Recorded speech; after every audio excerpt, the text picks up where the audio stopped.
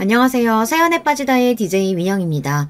오늘 사연자는 매일 참을 인자를 마음에 새기며 보살 같은 마음으로 살려다가 결국은 다 때려치우고 본래 성격대로 살기로 했다는데요. 과연 어떤 사연인지 들어보시겠습니다. 오늘도 두 가지 사연 준비되어 있는데요. 끝까지 들어주실 거죠? 그럼 오늘의 사연 바로 시작할게요. 구독과 좋아요 잊지 말고 꾹 눌러주세요. 안녕하세요. 저는 40대 여자입니다.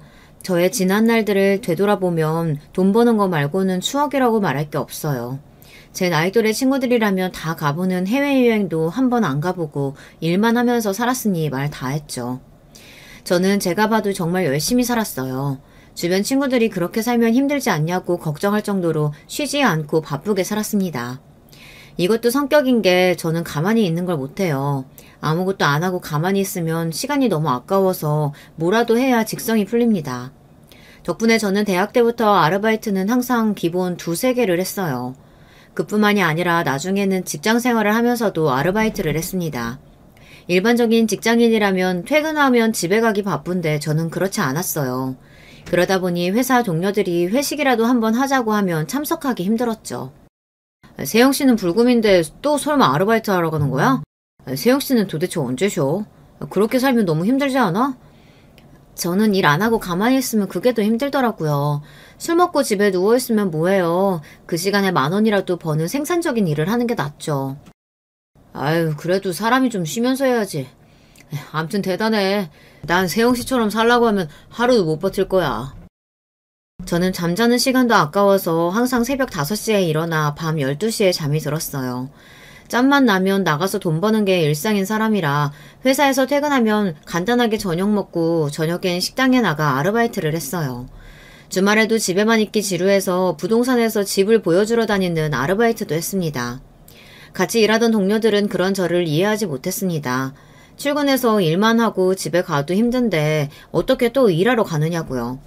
그럴 때마다 저는 항상 저에게는 일상이라 별로 힘들지 않다고 말하며 웃고 말았습니다. 더 이야기해봐야 왜 그렇게 힘들게 돈을 버냐, 빚이 많냐 등등 사생활에 관련된 질문만 듣게 되니 더 이야기하고 싶지 않았거든요. 저도 알아요. 동료들이 제 앞에서는 대단하다, 부지런하다 라고 하면서 칭찬하지만 사실 제 뒤에서는 동료들끼리 저에 대해 좋지 않게 쑥덕거린다는 걸요. 제가 지나가다가 탕비실에서 사람들끼리 제 이야기하는 걸 들은 적이 있었어요.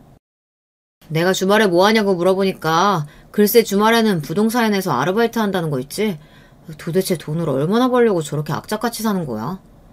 그러니까 집에 빚이 엄청 많나? 그러지 않고서야 어떻게 저렇게 살 수가 있어? 그리고 자세히 보면 가방이나 신발 같은 것도 매일 같은 것만 신고 다니잖아. 아휴, 저 나이에 저렇게 지질이 궁상으로 사는 거 보면 좀 안쓰럽다. 한창 좋을 땐데. 그때가 고작 20대 초반이었는데 같은 회사 동료들에게 그런 이야기를 들었으니 저도 얼마나 화가 났겠어요. 마음 같아서는 저도 당장 나가서 너희들이 뭘 한다고 떠드냐, 나에 대해 알지도 못하면서 아는 척하지 말아라 라고 외치고 싶었습니다. 하지만 저는 꾹 참았어요. 그 사람들 말은 다 사실이 아니고 저랑 전혀 상관없는 일이니까요. 그리고 가장 중요한 건 저는 그 사람들보다 훨씬 더 나은 사람이라는 겁니다. 그리고 얼마 뒤 저는 그 직장보다 연봉을 훨씬 더 많이 주는 공기업으로 이직했습니다. 새벽에 일어나 혼자 영어음 공부를 한 게 도움이 됐는지 혹시나 하는 마음으로 본 면접에서 좋은 점수를 얻어 이직할 수 있었어요. 제가 회사를 이직할 때 제 뒤에서 저에 대해 마음대로 떠들었던 동료들이 가장 부러워했습니다. 도대체 어떻게 공기업 면접을 볼 생각을 했냐고 대단하다고 하더라고요. 그때 저는 동료들에게 딱 한마디만 했습니다. 언제까지 이런 비전도 안 보이는 작은 회사에서 매일 상사들 커피나 타고 술자리나 따라다니면서 살 순 없잖아요. 제 말 한마디에 그 동료들은 기가 막힌다는 듯 입을 벌렸지만 저는 아랑곳하지 않았습니다. 그 사람들이 저를 마음대로 판단하며 떠들어댔듯 저도 제 생각을 마음대로 떠든 것뿐이니까요. 그렇게 열심히 산 덕에 저는 부모님 도움 없이 제 힘으로 집도 사고 결혼식도 올렸습니다. 제가 결혼한다고 했을 때 친구들과 가족들까지 모두 놀란 게 그렇게 바쁘게 사는데 도대체 연애는 어떻게 했냐고 하더라고요. 사실 저와 남편은 아르바이트를 하다 만났어요. 제가 주말에 아르바이트로 집을 보여주러 나갔다가 학원가 근처에 월세를 구하러 나온 남편을 만났습니다. 남편은 임용고시 준비를 하는 고시생이었어요. 남편은 체육 선생님이 꿈이라고 하더라고요. 남편은 보증금이 너무 없어서 그 보증금에 맞춰서는 반지하랑 옥탑방밖에 없었어요. 하루 종일 같이 집을 보러 다녔는데 그때 남편과 둘이 나눈 대화들이 너무 좋아서 서로 가까워졌습니다. 남편은 직장을 다니면서도 주말까지 일하러 나온 저에게 대단하다고 했고 저는 미래를 위해 열심히 공부하는 남편이 멋있게 보였습니다. 저와 남편은 힘든 시기를 함께 보냈습니다. 저는 새로 들어간 회사에 적응하면서도 남편을 챙겼어요. 남편은 저와 만난 지 2년 만에 꿈을 이뤘습니다. 본인의 꿈대로 체육 선생님이 됐어요. 첫 학교에 부임받은 지 얼마 되지 않아 남편은 저에게 프로포즈를 했습니다. 저희는 결혼을 했어요. 저와 남편은 그렇게 평생을 행복하게 살 줄 알았어요. 그런데 결혼이라는 게 둘만 좋다고 살 수 있는 게 아니더군요.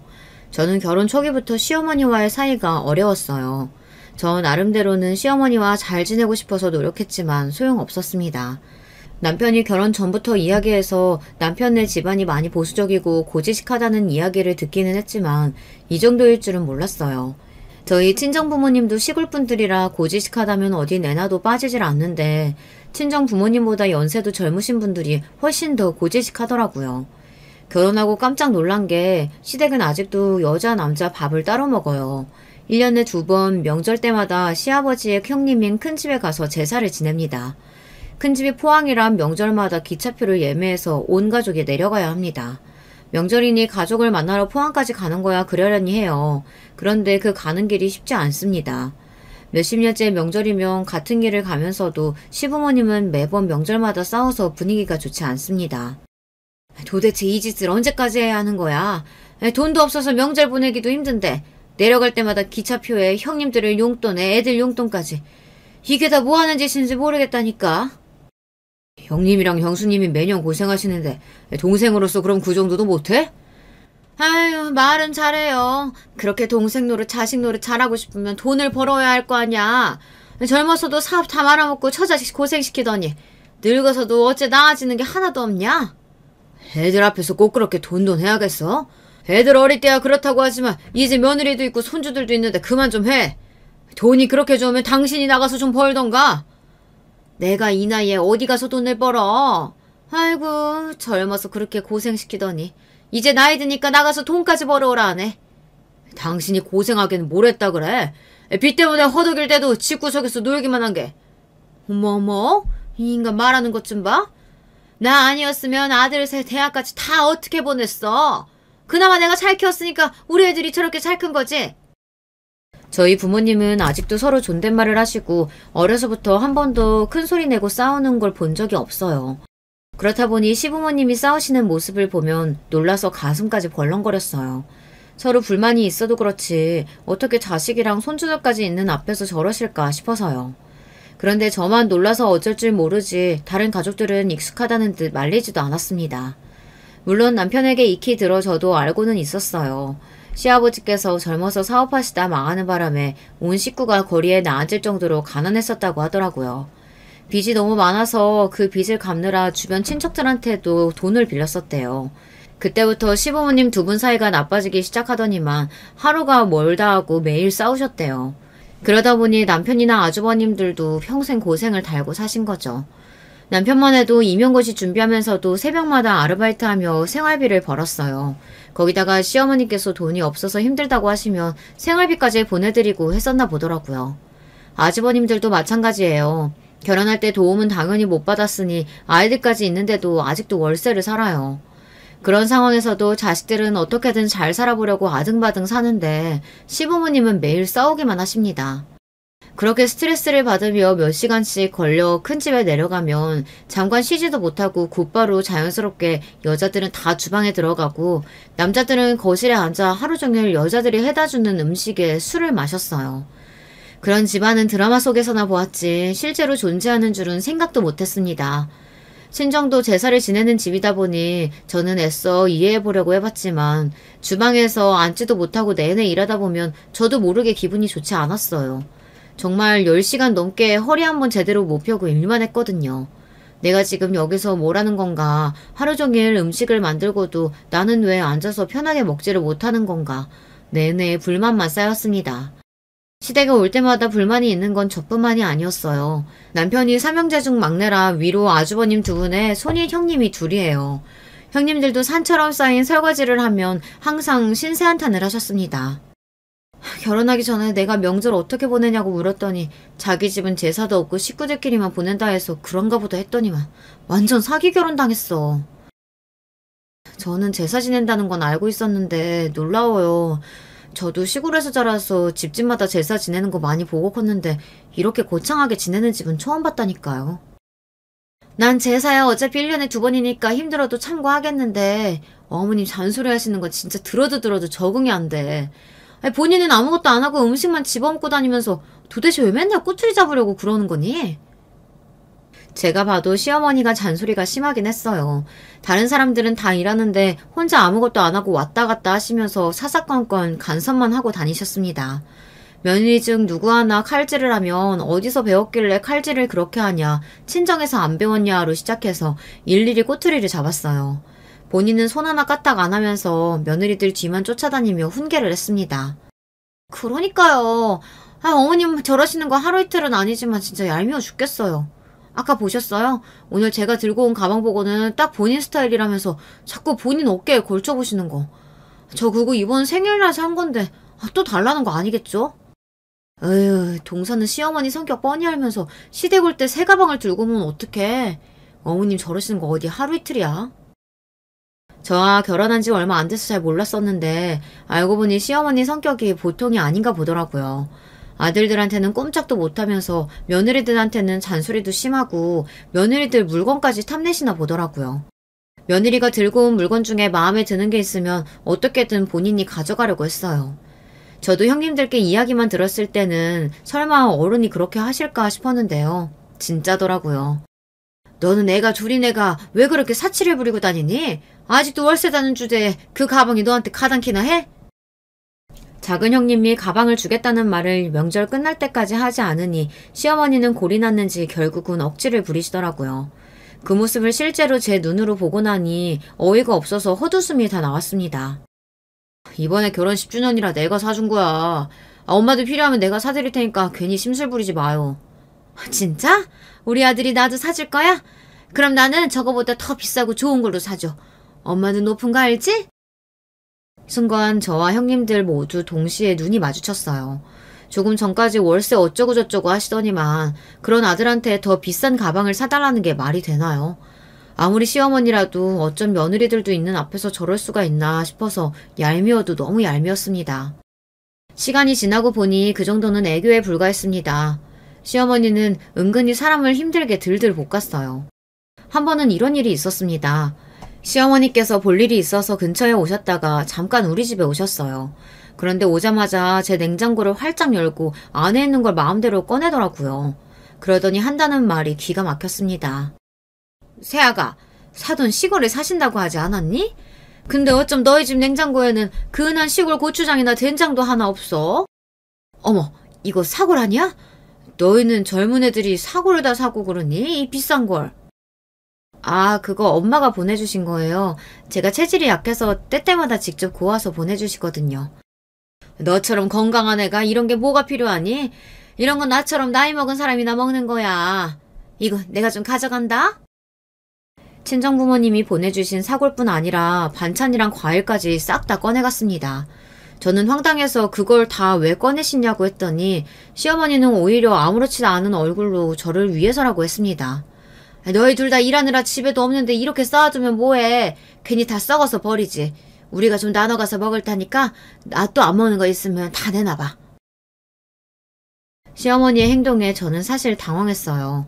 보통 시어머니들이 아들 주라고 반찬 같은 거 해다 주시는 거 아닌가요? 저희 시어머니는 오히려 며느리 냉장고를 털어갔어요.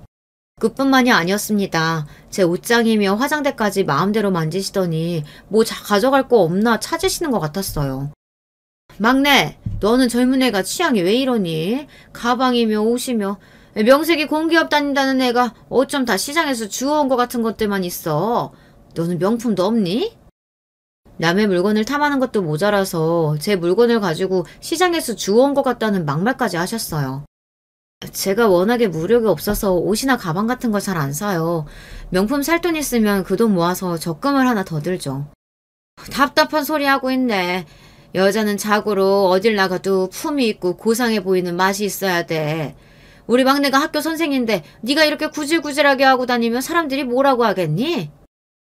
시어머니처럼 생각 없이 아무 말이나 하시는 분 입에서 고상, 품이라는 단어가 나오는데 정말이지 기가 차더군요. 그제야 저는 이게 바로 시집살이라는 걸 깨달았습니다. 하지만 제가 누굽니까? 지금까지 수도 없이 아르바이트를 하며 별의별 사람들을 다 상대하다 보니 이 정도는 혼자 해결할 수 있었죠.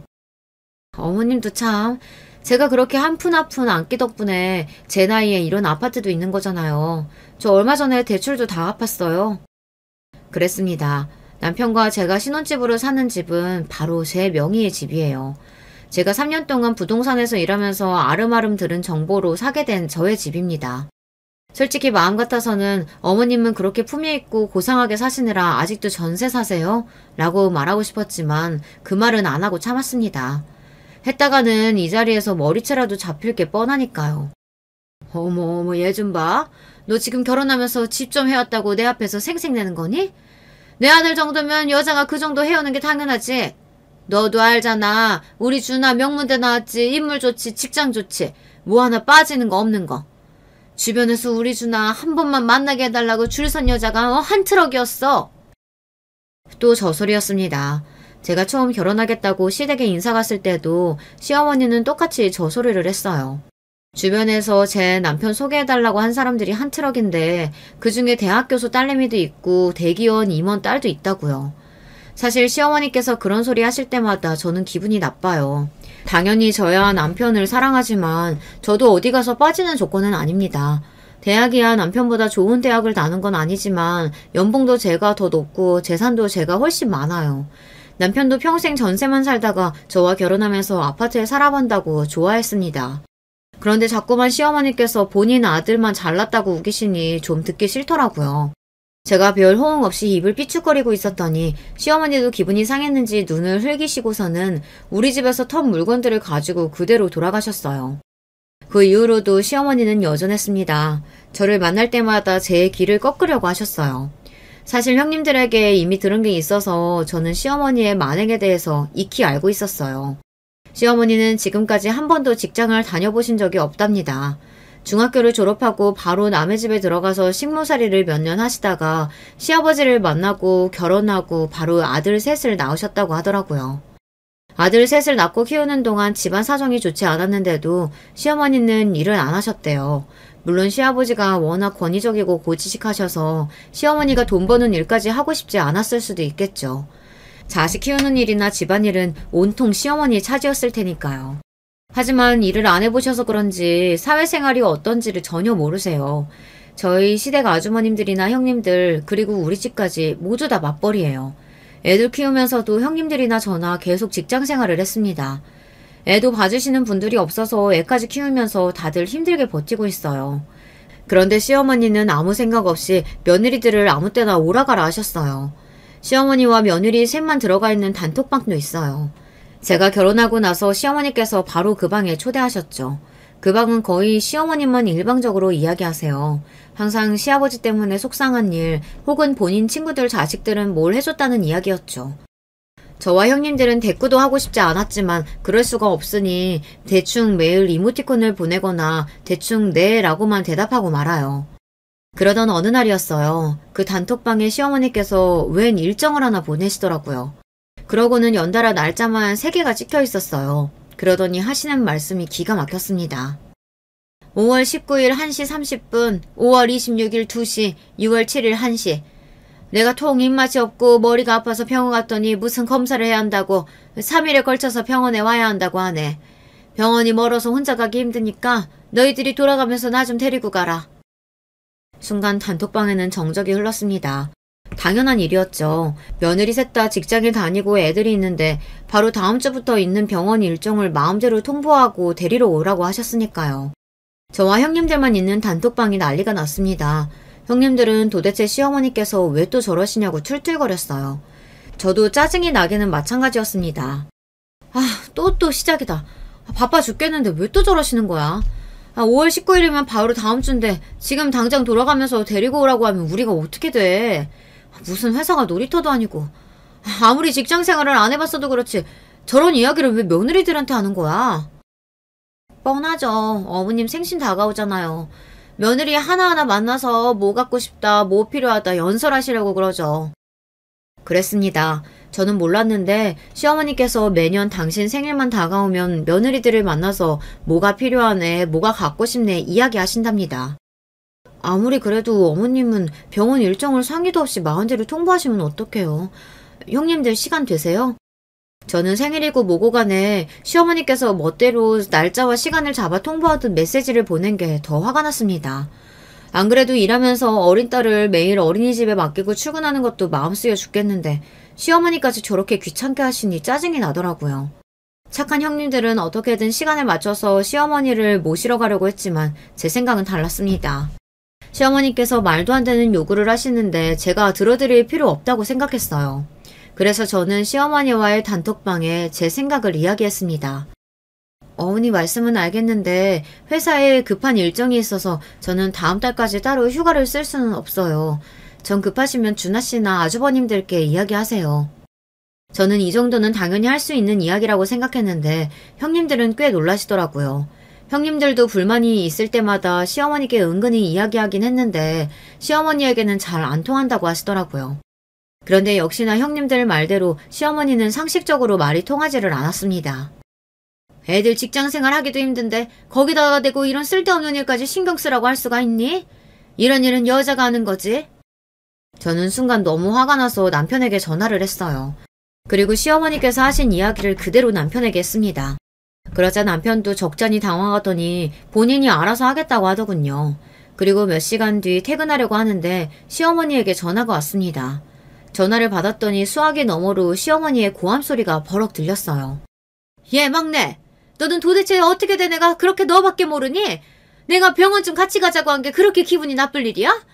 별일도 아닌 거 가지고 학교에서 일하는 애한테 전화해가지고 뭐라고 했길래 우리 착한 막내가 나한테 화를 내? 세상에 이런 시어머니가 또 있을까요? 어떻게 된 게 자기 자식은 귀하디 귀하게 여기면서 남의 자식한테는 저렇게 몰상식하게 하는 건지 모르겠어요.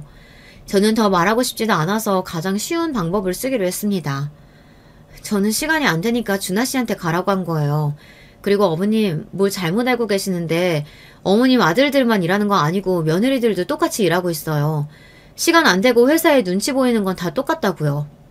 암튼 정 안 되면 제가 택시 보내드릴 테니까 그냥 여러 사람 편하게 택시 타고 가세요. 그 전까지는 저도 시어머니에게 잘 보이고 싶기도 하고 잘하려고도 해봤어요. 그런데 언제부턴가 시어머니의 말이나 요구사항이 항상 도를 지나치고 선을 넘다 보니 저도 더는 받아들일 수가 없더군요. 그냥 시어머니는 돈으로 해결하는 게 제일 편했어요.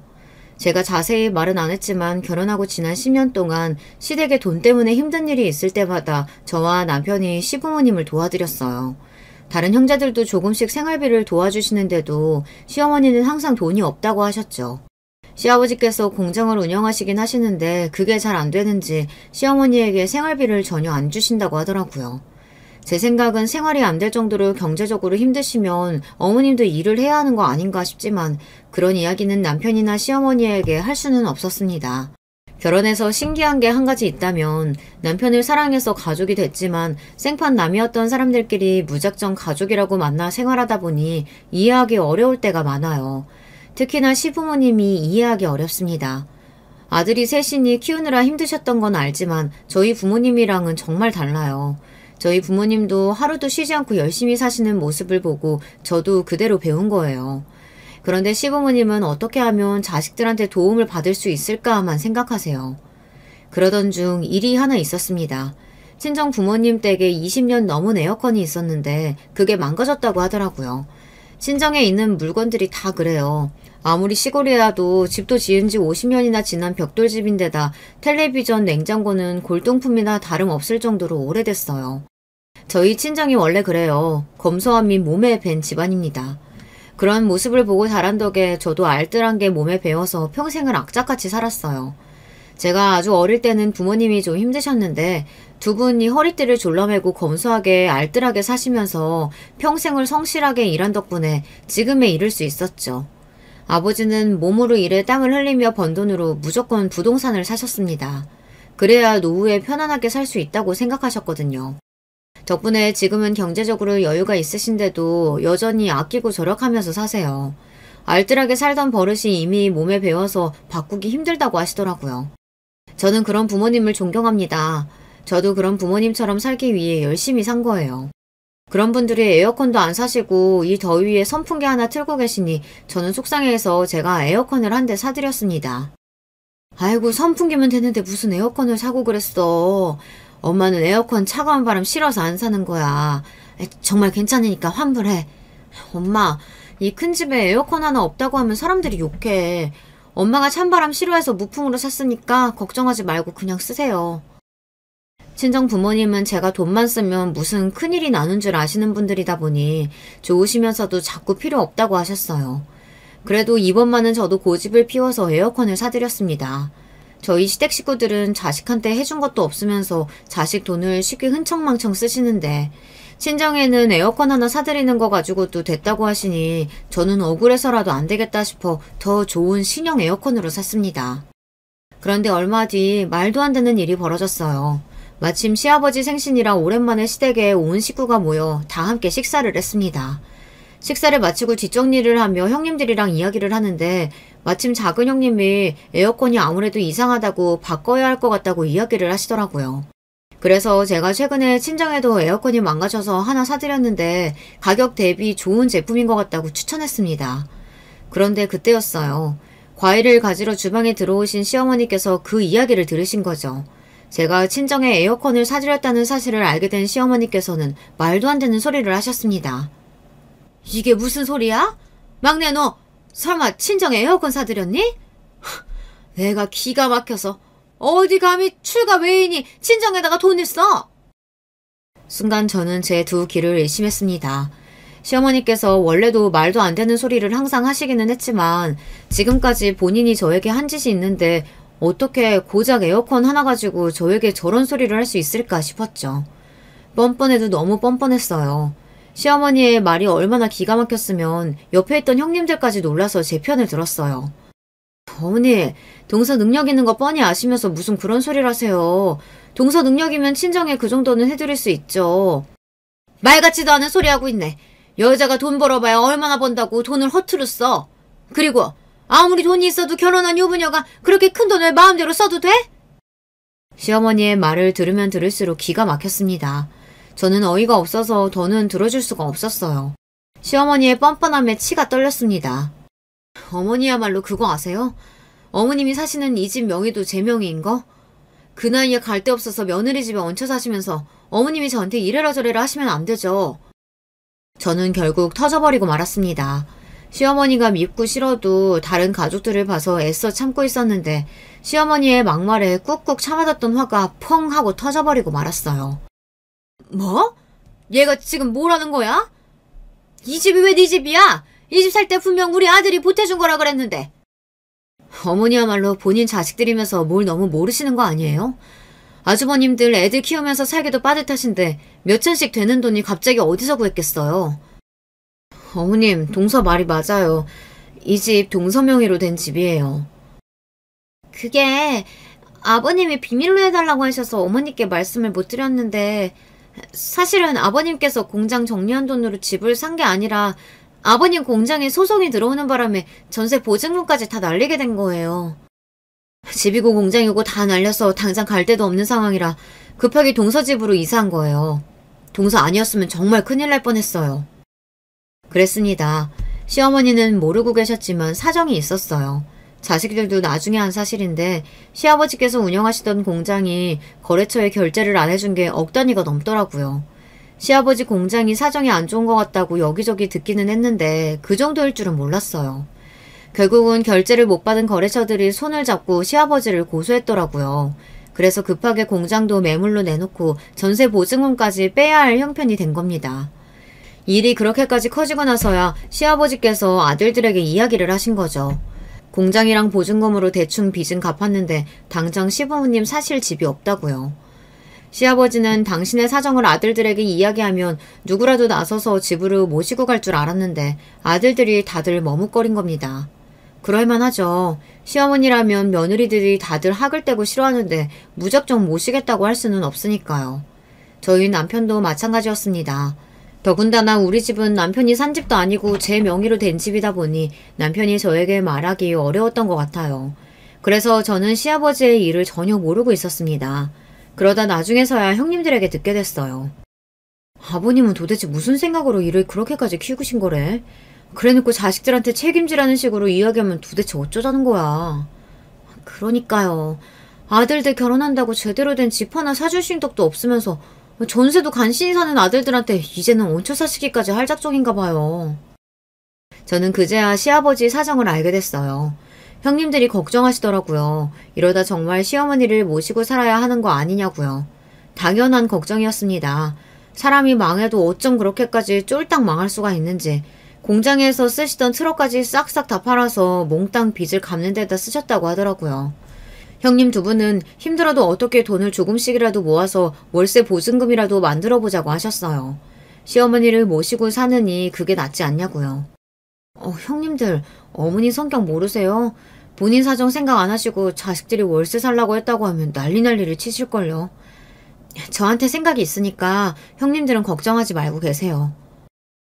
우리야 매번 동서한테만 너무 부담 주니까 미안해서 뭐라도 해보려고 했지. 우리가 정말 막내 동서한테 면목이 없다.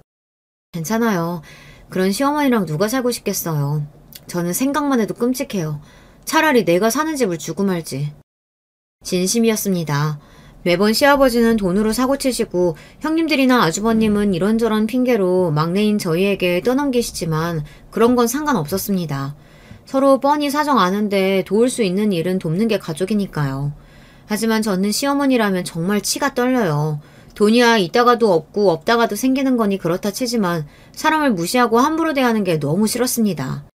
결혼하고 지금까지 살면서 시어머니가 저에게 한 막말을 다 모으면 책 한 권은 될 겁니다. 마음 같아서는 그런 시어머니가 어디서 어떻게 살든 관심 없어요. 하지만 제가 사랑하는 남편의 어머니이니 최소한 제가 도울 수 있는 일은 돕기로 한 겁니다. 죽어도 시어머니와는 같이 살기 싫으니까요. 형님들과 헤어지자마자 저는 곧장 남편에게 연락했습니다. 그러고는 왜 그런 중요한 일을 이야기하지 않았느냐고 따져 물었어요. 형님들 만나서 내가 얼마나 당황했는지 알아? 식구들 다 아는 얘기를 나한테 안 하면 어떡해. 안 그래도 우리 집 일 때문에 매일 당신한테 부담 주고 힘들게 하는데 어떻게 또 아버지 망했다는 말을 해. 이번엔 형들이 알아서 한다고 했으니까 기다려보자. 남편은 저를 생각해서 말 안 했다고 하지만 어차피 제가 알 일이었어요. 형님들이 알게 되시면 당연히 저한테 이야기하실 테니까요. 형님 중 누구도 시어머니를 모시려고 하지 않을 테니 같은 며느리인 제가 모를 수가 없었죠. 기다려봐야 소용없어. 아주버님들이 돈이 어딨다고 해결을 해. 애들 키우기도 빠듯한데. 마포에 있는 내 집 안 그래도 곧 있으면 전세 끝나니까 거기 전세 끝나는 대로 어머님 아버님 들어가서 사시라고 해. 저는 구구절절 말할 것도 없이 그냥 제 생각을 이야기했습니다. 괜히 서로 배려하려고 말을 빙빙 돌려봐야 답은 하나밖에 없으니까요. 마포집 장인어른이 당신 앞으로 해주신 집이잖아. 거길 어떻게 어머니 아버지 들어가서 사시라고 해. 장인어른이 알게 되시면 어쩌려고. 월세도 아니고 계속 전세 줬던 집이라 괜찮아. 그리고 이제는 내 명의로 된 내 집인데 뭐 어때. 어머님 아버님 지금 당장 계실 때도 없는데 나한테 그 집이라도 있어서 다행이지 뭐. 사실 제가 결혼하기 전에 친정아버지께서 저에게 집을 하나 증여해 주셨어요. 결혼 선물이라고요. 저도 제가 산 집이 있다 보니 아버지에게 집을 안 받겠다고 했었어요. 저한테 집 있는데 뭐하러 또 주세요. 마포 집은 아버지가 사신 집이니까 아버지가 전세 주시든 월세 주시든 하시면 되죠. 아이고 이 아버지 공평한 사람이야. 너희 오빠 장가도 할 때도 똑같이 해줬으니까 너도 똑같이 해줘야지. 마포 집은 너 결혼하면 주려고 진작 사둔 집이니까 네가 전세를 주든 팔아서 결혼자금으로 쓰든 알아서 해. 당시에는 괜히 죄송스러운 마음에 못 이기는 척 집을 받았지만 속으로는 사실 너무 좋았어요. 아버지께서 주신 마포집은 두기만 해도 계속 집값이 오르는 상황이라 가지고만 있어도 이익이었거든요. 나중에 그 집은 제 자식을 주든 노후 자금으로 쓰든 하려고 전세를 주고 있었어요. 그런데 어쨌든 급한 상황에 쓸 수 있어서 다행이라고 생각하고 좋은 마음으로 시부모님을 위해 도와드렸습니다. 그 이후 시아버지는 곧바로 시어머니에게 공장을 정리했으니 이사하자고 하셨어요. 공장을 정리한 돈으로 집을 샀다며 둘러대고 마포 집으로 들어간 거죠. 당시에 가족 모두가 시어머니에게 비밀로 한 건 시아버지께서 부탁하셨기 때문이에요. 젊어서도 사업 망해서 가족들 고생이라는 고생은 다 시켰는데 또 공장이 망한 걸 시어머니께서 알게 되면 시어머니께서 시아버지를 가만히 안 둘 거라고 하셔서 당분간만 비밀로 하기로 한 거예요. 때가 되면 시아버지께서 시어머니에게 이야기하겠다고 하셨거든요. 하지만 시아버지는 시어머니에게 말할 생각이 없어 보였어요. 제가 집이 아까워서 이야기한 게 아니에요. 아무리 생각해도 시어머니고 시아버지고 너무 염치가 없으신 것 같아 화가 나 터트린 겁니다. 어이구 이 인간아. 그 나이에 할 짓이 없어서 또 사업을 말아먹어? 내가 쪽팔려서 할 말이 없다. 도대체 얼마나 날린 거야? 집이랑 공장까지 다 날린 거야? 아이, 공장이라고 매일 하면 할수록 적자인데 그럼 어떡해? 그래도 우리 며느리 하나는 잘 얻어서 이렇게 좋은 집까지 얻어서 살고 있는데 당신은 생각도 없이 왜 자꾸 애들을 괴롭혀? 당신이야말로 얼른 막내한테 사과해. 시어머니도 불쌍하긴 불쌍해요. 남편이라고 철딱서니가 없어서 매일 사고만 치고 수습할 줄은 모르니 평생 고생만 하면서 사신 게 눈에 훤하거든요. 하지만 시어머니는 연민도 아까웠어요. 입만 열었다 하면 막말을 퍼부으시는 게 일상이었거든요. 사과는 무슨 사과야. 이게 다 당신 때문에 이렇게 벌어진 일인데 내가 미쳤다고 돈 좀 있다고 시어머니 앞에서 싸가지 없이 듣고는 저런 거한테 사과를 해. 그리고 며느리 집이면 엄연히 잘난 내 아들 집인 거지. 내가 우리 아들네 집 살면서 며느리 눈치를 왜 봐? 여자가 시집 왔으면 이 정도는 당연한 거지. 시어머니는 성질만 있지 현실을 몰라도 너무 몰랐어요. 저는 기가 막혀 헛웃음이 다 튀어나오더군요.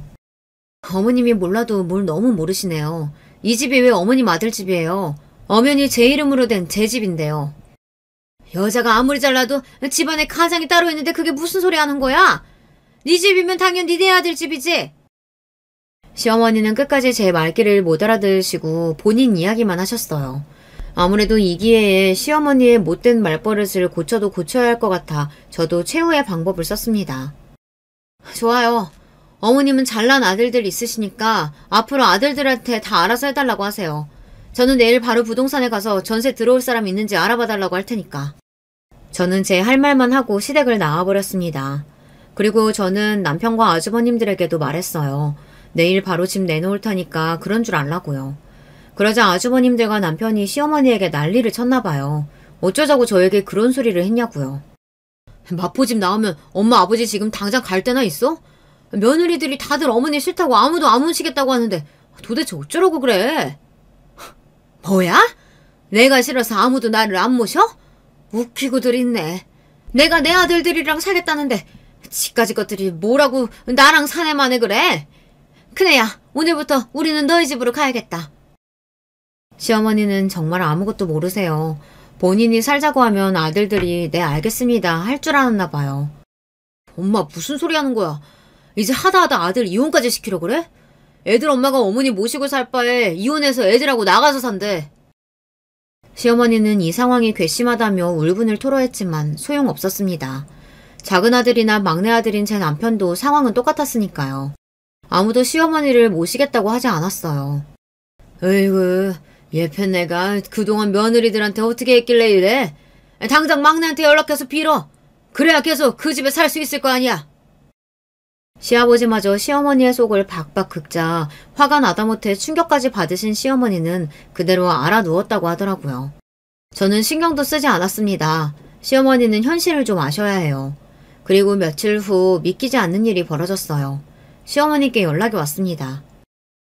내가 이 나이 먹도록 누구한테 잘못하고 살았다는 마음을 먹은 적이 없었는데 그 일 있고 나서 혼자 많이 생각했다. 내가 막내, 너한테 잘못했어. 생각지도 못한 전화였습니다. 아무리 그런 일이 있었어도 시어머니는 변하지 않을 거라고 여겼어요. 시어머니라면 또 뻔뻔한 얼굴로 나타나서 집이 누구 집이든 네가 무슨 상관이냐. 네 집이면 내 아들 집인 거지. 싫으면 네가 내 아들하고 이혼해라. 이렇게 소리칠 줄 알았는데 웬일로 저에게 잘못했다며 사과라는 걸 하시더라고요. 저는 믿기지 않아서 다시 한번 시어머니에게 물었습니다. 어머님 설마 지금 저한테 사과하시는 거예요? 그래. 남편이고 아들들이고 제대로 자기 앞가림 하나 못하고 사는 놈들인데 며느리인 네가 열심히 산 덕분에 내가 그 덕에 도움 많이 받았어.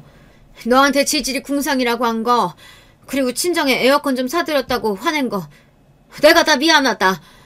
내가 살기가 힘들어서 괜히 스트레스를 너한테 풀었나 봐. 사과하신다는 분 목소리가 저보다도 훨씬 컸지만 그것만으로도 저는 신기했어요. 시어머니 성격에 본인이 한 말에 대해 인정하고 사과한다는 게 쉬운 일은 아니었을 테니까요. 이제라도 아셨으면 앞으로는 그러지 마세요. 형님들이나 저나 착하니까 어머님 성격 받아들인 거지. 다른 며느리들 같으면 벌써 자식이고 남편이고 다 두고 도망갔을 거예요. 시어머니가 큰 목소리로 시원스레 이야기하신 것 같아도 끝을 얼버무리는 게 민망하고 창피하신 것 같더라고요. 저는 애써 시어머니께서 민망하실까봐 어울리지 않게 능청을 떨었습니다. 아유, 그래, 알았어. 앞으로는 내가 며느리들 떠받들어 보시면서 살 테니까 다들 기대해라. 시어머니는 마치 선전포고하듯 소리를 지르시곤 전화를 끊어버렸어요. 그날 이후 시댁에는 많은 변화가 있었습니다. 시아버지께서 저지른 만행을 시어머니께서 아시게 됐으니 시어머니의 권력은 더 강해졌어요. 그리고 시어머니께서는 그 권력을 이야기하신 대로 며느리를 위해 쓰셨습니다. 주제도 안 되는 인간이 사업한다고 나대더니만 결국은 또 망해서 자식들 고생시켜. 앞으로 당신은 우리 집 가장 아니니까 집안일은 당신이 알아서 해. 그리고 앞으로 나는 제사 보이콧이야. 내가 평생 고생하면서 제사상 차렸으면 그만이지. 우리 며느리들까지 고생 안 시킬 거니까 그런 줄 알아. 시어머니의 화가 시아버지에게 다 넘어간 것 같긴 하지만 어쨌든 시어머니께서 며느리들에게 잘해주겠다는 약속은 여전히 잘 지키고 계세요. 덕분에 앞으로 명절엔 큰 집에 가지 않고 시댁에서 간소하게 우리끼리 보내기로 했습니다. 가족끼리 여행을 가기도 하고 외식을 하기도 하고 있어요. 어제는 우리가 하루 종일 차리고 설거지 했으니까 오늘은 남자들이 하는 거 어때요? 어머 동서, 너무 좋은 생각이다. 우리도 하루는 쉬어야지. 아이고, 남자들이 뭐 할 줄 아는 게 있다고. 괜히 일 2번 하지 말고 그냥 우리가 하자. 어머님이 모르셔서 그렇지 어머님 아들들 집에서는 설거지도 잘하고 청소도 잘해요. 여보, 어머님께 여보도 집안일 잘한다고 좀 보여드려. 뭐야? 너희들 설마 내 아들들 집에서 부려먹는 거니? 어머님, 또 아들들 편 드시는 거예요? 저랑 한 약속 잊으셨어요? 아휴, 까먹긴 내가 뭘 까먹어. 알았어. 거기 아들들 뭐하고 있어? 빨리빨리 일어나서 설거지부터 해. 물론 어머님께서 옛날 분이다 보니 아직도 우여곡절은 있지만 나름 어머니께서 며느리들과 잘 지내보려고 하시는 행동만으로도 많은 발전이다 싶어요. 예전처럼 잔소리는 아직 좀 하기는 하시지만 그래도 막말은 절대 안 하시거든요. 그리고 가장 큰 변화는 시어머니와 시아버지께서 새로운 일을 시작하셨다는 겁니다. 시어머니는 노인 일자리 센터에 다니시며 아르바이트 자리를 구해 소소하게 일을 하러 다니시고 시아버지는 아시는 분 공장에서 경비 일을 시작하셨어요. 자식들이 힘드시지 않냐고 물으면 오히려 좋다고 하세요. 나도 염치라는 게 있는데 언제까지 우리 며느리 집에 얹혀 살 순 없지. 열심히 일해서 월세 보증금이라도 벌 거야. 그럼 지금까지 우리 막내 며느리 신세만 지고 살았는데 이제는 우리도 열심히 벌어서 우리 손주 손녀들 용돈도 주고 맛있는 것도 사줘야지. 물론 바로 얼마 전까지만 해도 시어머니가 미워서 당장이라도 마포집에서 쫓아내고 싶었지만 지금은 생각이 바뀌었습니다. 고지식하고 당실들만 아셨던 시부모님께서 저 정도로 변하신 것도 많은 변화라고 느끼거든요. 언제 또 달라지실진 모르겠지만 그래도 요즘은 시댁에 가도 힘들지 않아요. 결혼 10년 만에 드디어 이렇게 가족이 되는 건가 싶습니다. 제가 잘하는 거겠죠? 여러분께서 아직 많이 부족한 며느리인 제가 잘하고 있다고 응원 글 댓글로 많이 남겨주세요. 저에게 큰 힘이 될 것 같습니다. 지금까지 기나긴 제 이야기 들어주셔서 감사합니다. 여러분의 가정에는 항상 즐거운 일만 가득하시길 바랄게요. 저와 언니는 엄마가 아주 어렸을 때 병으로 돌아가셔서 아빠와 같이 셋이서 살았어요. 아빠는 우리 자매를 키우려고 돈이 되는 일이라면 무엇이든 하셨습니다. 학창 시절에는 엄마가 없어서 놀림도 받았는데 워낙 언니와 아빠와 셋이 서로 의지하고 자라서 나중에는 신경이 쓰이지 않았어요. 오히려 언니는 그런 상황에서도 똑똑하게 공부를 잘해서 대학도 명문대에 입학했습니다. 형철아, 나야. 내가 이번에도 미안한데 우리 지은이 대학 학비가... 아, 그래? 알겠다. 저번에 빌린 돈은 내가 월급 받으면 무조건 갚을게. 고맙다. 어떡하지? 당장 다음 주에 지은이 학비를 내야 하는데. 저는 아빠가 언니의 대학 등록금을 대느라 힘들어하는 것을 보고 대학을 가지 않았어요. 언니처럼 공부를 잘하는 것도 아니라서 아쉽지는 않았습니다. 비록 이렇게 여유롭게 자라진 않았지만 그래도 이런 가정 형편을 원망한 적은 전혀 없어요. 그래서 저는 고등학교를 졸업하고 바로 동네에 있는 빵집에 취업했어요. 아르바이트하며 돈을 벌고 그 돈으로 전문대라도 가려고 했는데 운이 좋게 소개팅으로 남편을 만나 몇 년의 연애 후에 결혼하게 되었습니다. 친한 친구의 소개였는데 첫 만남부터 서로가 마음에 들었답니다. 저는 다정하고 저에게 한결같은 모습에 결혼을 결심하게 되었죠. 뭐라고? 시아버지는 제부가 초등학생 때 돌아가셨다고? 그러면 홀시어머니야? 지영아, 언니는 조금 걱정돼. 그냥 노파심으로 말하는 건데 내가 결혼하고 보니까 홀시어머니는 자식들한테 많이 의지하더라고. 언니가 걱정하는 게 뭔지는 알아. 그런데 우리 시어머니는 내가 이미 몇 번을 봤는데 되게 괜찮으셔. 그냥 하는 말이 아니고 진짜 인격적으로 선한 분이셔. 그리고 재혁 씨가 막내라서 아무래도 아주버님들께 더 의지하지 않을까? 야, 너 그건 모르는 거다? 삼형제라 그래도 아들이 꽤 있어서 다행이네. 아무튼 네가 짝을 만나서 결혼한다는 건 좋은 일인데 나는 네 친언니니까 걱정은 돼. 우리가 또 엄마가 없잖아. 내가 너 엄마 역할이라 그런 거지. 나도 언니 마음은 알아. 우리가 엄마가 없이 자랐으니까 시어머니를 더 잘 만나야 하잖아. 그래도 언니도 이미 재혁 씨 봐서 알겠지만 사람이 얼마나 성실한데? 비록 잘 나가는 대기업에 다니는 아주버님들만큼은 아니어도 사람이 선하고 성실하잖아.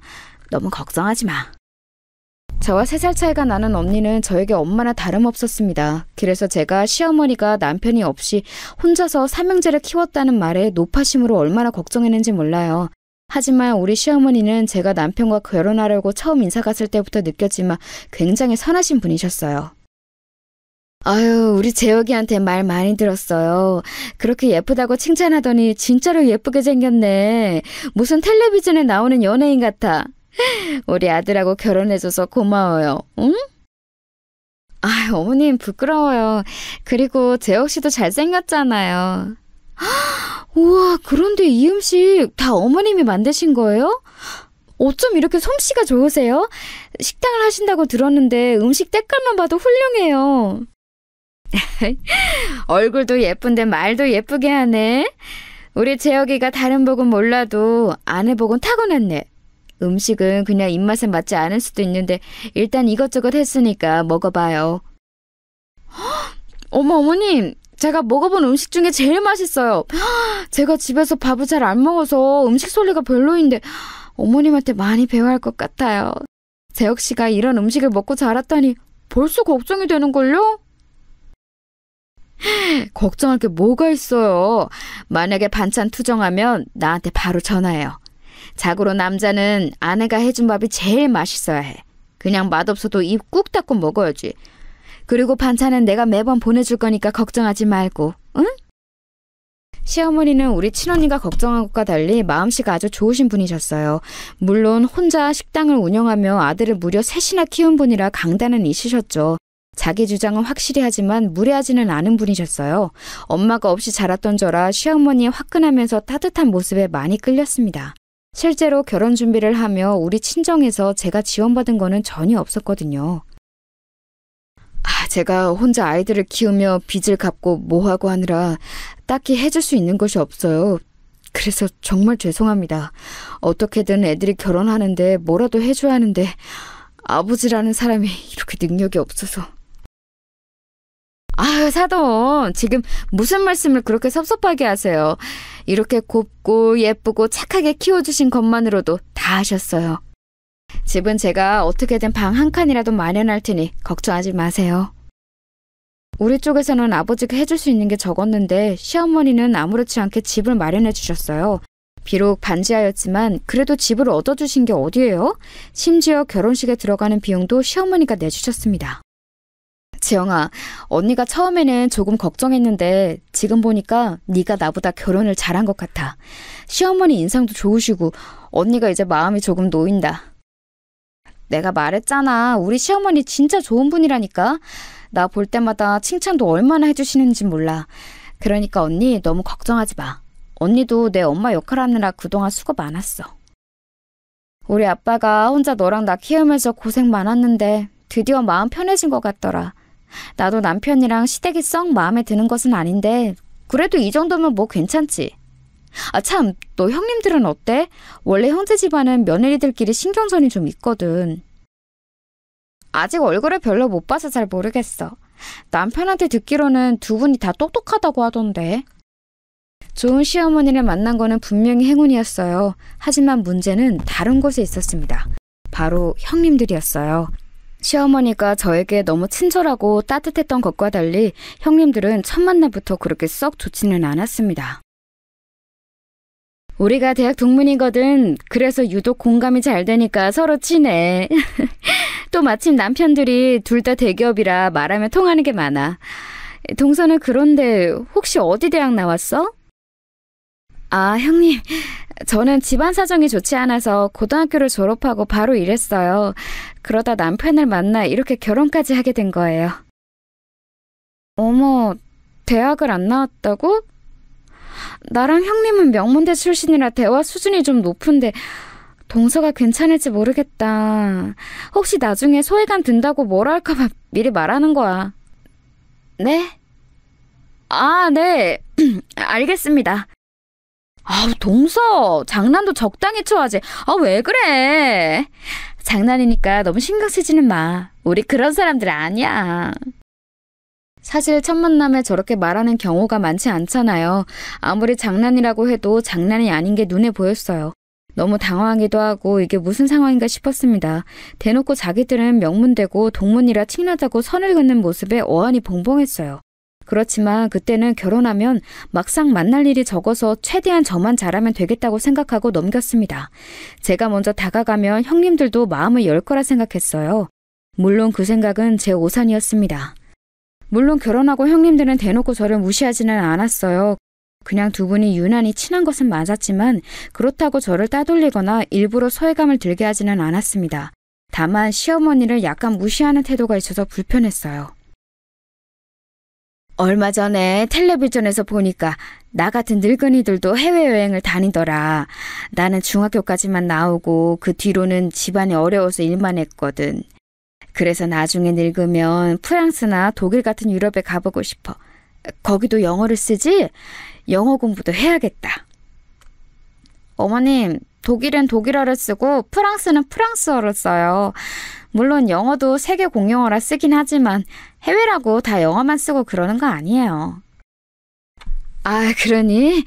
영어만 잘하면 갈 수 있을 줄 알았는데 그게 아니야? 가서 말도 안 통하면 어떡하지? 그냥 가지 말아야 하나? 간단한 인사랑 기본 표현만 익혀서 가면 되죠. 그것도 싫으시면 패키지로 가세요. 그렇게 어려운 건 아니잖아요. 어차피 나가면 쓰는 표현만 쓰니까 괜찮아요. 아유, 하긴 너희는 공부를 잘해서 쉽겠다. 요즘은 여자들도 대학을 나온 사람이 많아서 똑똑한 사람이 많아. 나도 우리 가게 단골들한테 우리 며느리들 명문대 나왔다고 자랑하잖니. 며느리들도 며느리 나름이죠. 저희도 뭐 막내 며느리는 대학 못 나왔잖아요. 저랑 형님이 명문대 출신이죠. 그래도 막내 며느리가 얼마나 착하니. 대학이 뭐가 그리 중요하겠어. 그냥 사람 됨됨이가 제일 우선이다. 사람은 심정을 곱게 써야 성공하는 거야. 어머, 우리가 얼마나 열심히 공부해서 대학에 들어갔는데요. 어머니 섭섭해요. 오히려 요즘에 대학을 안 나오는 사람이 더 적어요. 너도 나도 일단 전문대라고 나오더라고요. 이런 대화가 이어지면 저는 자리에 앉아있는 게 너무 불편했어요. 그래서 일부러 슬그머니 일어나 화장실에 가서 있거나 부엌에서 요리하는 척을 하고는 했습니다. 형님들이 유독 본인들이 나온 대학에 자부심이 넘치는 사람들이었거든요. 제가 그래도 이때 별말 안 하고 넘어간 이유는 바로 시어머니였습니다. 혼자 민망해서 자리에서 일어나 딴청을 피우면 시어머니는 꼭 저를 찾아오셨어요. 아가, 미안하다. 내가 괜히 해외여행 얘기를 꺼내서 또 대학 얘기가 나오게 했네. 우리 막내 며느리도 똑똑한데 말이야. 대학이 다가 아닌데. 그렇지? 마음 상했다면 미안하다. 아니에요. 어머님이 뭐가 미안하세요? 저는 괜찮아요. 그리고 저는 대학 안 나온 거 그렇게 부끄럽게 생각하지 않아요. 어머님 말씀대로 사람 됨됨이가 중요한 거죠. 남편도 그렇게 말했어요. 항상 생각하는 건데 내가 우리 막내한테 지원을 제일 적게 해줬거든. 아무래도 형들한테 먼저 투자하느라. 그런데 제일 여자 보는 눈은 좋은 것 같아. 아무튼 다음부터는 내가 더 말 조심하마. 아유, 어머님, 저는 그냥 이런 순간만 참으면 되니까 진짜 신경 쓰지 마세요. 괜찮아요. 어머님이 오히려 이렇게 말씀해 주시니까 저는 감사해요. 제가 기가 센 형님들에게 위축되는 상황이 발생하면 시어머니는 늘 저를 감싸주셨어요. 남편이 저에게 잘하는 것은 당연했고요. 그래서 신혼 때는 그렇게 스트레스가 크지 않았답니다. 본격적으로 제가 스트레스를 받기 시작한 것은 바로 임신하면서 시작했어요. 동서 임신했다며. 나랑 둘째 동서는 아기 가지는 게 그렇게 힘들었는데 동서는 한 번에 자연으로 임신이 됐다며? 부럽다. 진짜 아무 생각 없이 살아야 그렇게 되나 봐. 형님은 초기에 유산했고 나는 아예 안 생겨서 인공수정을 시도했잖아. 그런데 동서는 어떻게 그렇게 바로 생기지? 신기하다. 혹시 모르니까 동서도 몸조심은 해. 네, 병원에서 제가 난소가 좋다고 하더라고요. 남편 나이도 젊고 그래서 운이 좋았나 봐요. 별일만 없으면 큰 문제 없이 출산할 수 있을 거래요. 지금 그러면 동서는 나랑 내 남편이 임신이 어려웠던 이유가 늙어서 그랬다는 거야? 말을 왜 그렇게 하는 거야? 지금 누구 놀려? 그러니까 내 말이. 그래. 우리는 동서보다 늙어서 난소 안 좋아. 동서는 어려서 좋겠다? 우리도 만약 대학에서 죽어라 공부 안 했으면 빨리 아기 가질 수 있었을걸? 네? 그런 뜻이 아니에요. 오해하신 것 같은데 저는 그냥 의사 선생님이 말씀하신 대로 말한 거예요. 기분 나쁘셨으면 죄송해요. 형님들은 제가 한 번에 임신에 성공했던 게 그렇게 안 이꾸었나 봐요. 전혀 그런 뜻으로 말한 것이 아닌데 저에게 유난히 공격적으로 대하곤 했습니다. 이런 현상은 아기를 낳고 시간이 흐르며 아이가 자라면서 더 심해졌어요. 공교롭게도 형님들의 자식들은 다 아들이었고 우리 부부의 아기는 성별이 딸이었습니다. 그래서 시어머니가 유일한 손녀라 예뻐하셨어요. 당신께서도 아들만 낳아서 유난히 우리 딸이 막내고 그러니까 예쁘셨나 봐요. 어머, 우리 지우는 벌써 걸어? 아직 돌도 안 됐는데 웬일이니? 엄마 닮아서 예쁘고 다리가 길어서 그런가? 이렇게 빨리 걷는 아기는 내 주변에서 처음이네. 우리 아들들도 좀 늦게 걸었거든. 안 그래도 병원에서 지우가 유난히 발달이 좋대요. 저랑 남편은 그냥 지우가 건강하기만 하면 바랄 게 없어요. 그런데 이렇게 쑥쑥 자라주니까 너무 고맙죠. 원래 여자아이들이 어릴 때는 발달이 빨라. 그리고 지우 그렇게 빠른 것도 아닌데? 내 주변에선 지우보다 훨씬 빨리 걷던 애들 많아. 맞아. 요즘 공원 가면 지우만한 애들 이미 뛰고 있더라. 그렇게 특별한 경우는 전혀 아닌 것 같은데? 아들이면 몰라도 딸이면 뭐 저 정도는 기본이지. 그러니? 그런데 내가 기억하기로 우리 손자들도 저 개월수에 안 걸었던 것 같은데. 어쨌든 우리 손주들 보니까 내가 기분이 너무 좋다. 이제 밥 먹게 준비하자. 우리 딸은 제 입으로 이런 말을 하기가 좀 그렇지만 매우 발달이 빨랐어요. 병원에서도 의사 선생님이 적어도 안 클까봐 걱정할 필요는 없다고 하셨거든요. 이런 발달은 해가 지나고 유치원에 가면서 더욱 심해졌습니다. 단순히 몸의 발달이 빠른 줄 알았는데 우리 딸은 지능적으로도 매우 두각을 나타냈거든요. 오죽하면 유치원 담임 선생님이 어느 날 저를 유치원으로 불러서 갔더니 진지하게 말씀하셨습니다. 제가 웬만하면 이런 말씀 안 드리는데요. 어머님, 지우가 또래 친구들과 비교해서 많이 똑똑해요. 사용하는 언어도 그렇고 생각하는 것도 그렇고 아무래도 영재 같은데 기관에 가서 검사라도 받아보세요. 아, 그래요? 선생님 말씀은 정말 감사합니다. 아기 아빠랑 진지하게 상의해 볼게요. 어린이집 다닐 때도 똑똑하다는 말은 들었는데 저희가 사정이 안 되어서 영어 유치원도 안 보냈거든요. 제가 경력이 10년이 넘어가는데 지우처럼 똑똑한 아이는 처음 봐요. 어머님, 저 다른 교사와 달리 빈말 안 하는 거 아시죠? 저 믿고 한 번만 검사를 받아보세요. 원장님도 지우가 남다르다고 하셨어요. 네. 우리 지우 좋게 봐주셔서 감사합니다. 건강하게만 자랐으면 좋겠다고 했는데 이렇게 똑똑할 줄은 몰랐어요. 딸은 유치원에서 진지하게 선생님이 영재 검사를 받아보라고 권할 정도로 똑똑했어요. 남편과 저는 딸이 무리하게 공부하는 것을 절대 바라지 않았습니다. 왜냐하면 형님들이 조카들에게 공부로 스트레스를 주는 것을 바로 옆에서 지켜봤거든요. 명절이나 집안의 행사가 있어서 모이면 조카들은 노는 것이 아니고 식탁에 앉아 학습지를 풀기 바빴습니다. 미리 선행학습을 해야 학교에서 진도 놓치지 않고 따라가더라. 지금 영어랑 수학이랑 국어 시키고 있는데 다음 달부터는 과학도 시키려고. 요즘 애들은 미리 전과목 예습이 필수야. 알지? 아유, 그럼요. 우리처럼 엄마들이 아이들 공부에 관심이 많아야 애들도 적응을 잘하죠. 이렇게 안 하면 나중에 분명 뒤처져서 애도 엄마도 스트레스 받잖아요. 요즘은 그리고 체육이랑 미술, 그리고 악기도 하나씩은 해야 해요. 나 그래서 이번에 미술학원에 추가로 피아노도 시키려고. 아이 친구들 엄마 만나면 너도 나도 사교육에 진심이더라. 어머, 너희 장난 그만 치고 빨리 학습지 풀어! 그거 다 풀어야 놀 수 있어? 형님들은 조카들을 식탁에 앉혀두고 감시하기 바빴어요. 조카들은 울상이 되어 칭얼거리고 하기 싫다고 하는데도 억지로 시켰죠. 그 모습을 보고 남편과 저는 절대 그러지 말자고 다짐했습니다. 공부는 본인이 하고 싶어야 하는 거지 남이 시켜서 하는 게 아니잖아요. 조카들이 그렇다고 공부를 잘하는 것도 아니고 오히려 못하는 쪽에 가까웠거든요. 저렇게까지 시키는데 반에서 두각을 보이지 않았으니 형님들이 얼마나 애가 탔겠어요. 아무튼 유치원에서 선생님의 말씀을 듣고 집에 와서 남편과 얘기했어요. 우리 지우가 똑똑하다고 하니까 기분은 좋아. 아이가 똑똑하다는데 싫어할 부모가 어디 있겠어? 그런데 여보, 나는 우리 아이가 그냥 평범하게 자랐으면 좋겠어. 우리가 처음에 지우 낳았을 때 다른 것은 바라지도 말고 건강하기만 바랐던 거 기억나? 기억하지. 그래서 나도 선생님께 당신하고 상의한다고 했던 거야. 지우가 영재 판정을 받으면 우리야 좋겠지. 그런데 아이가 힘든 길을 갈까봐 무섭기도 해. 또 우리가 형편이 그렇게 좋지는 않잖아. 듣기로는 영재는 무조건 교육을 받아야 한다는데 그게 좀...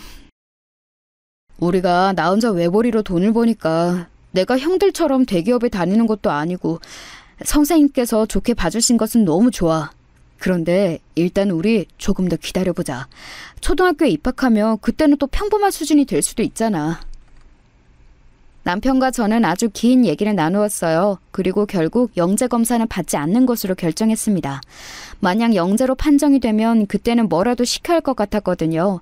그래서 선생님께 연락해서 나중으로 검사를 미루었어요. 그렇게 아이는 초등학교에 입학했습니다. 그런데 웬걸 초등학교를 들어갔더니 또 담임 선생님께서 저를 학교로 부르셨어요. 아무래도 지우가 영재가 맞는 것 같다고 하셨죠. 한 번도 아니고 두 번이나 선생님들이 영재 얘기를 꺼내는 것을 보고 남편과 저는 반신반의로 딸을 기관에 데려가서 검사했어요. 아이가 많이 똑똑해요. 어머님, 아버님, 여기 표 보이세요? 지우는 지금 상위 3%의 머리를 가지고 있어요. 언어 구사력도 그렇고 사고력과 창의력이 너무 월등해요. 이 정도면 영재가 맞고 아주 크게 될 아이라고 보여요.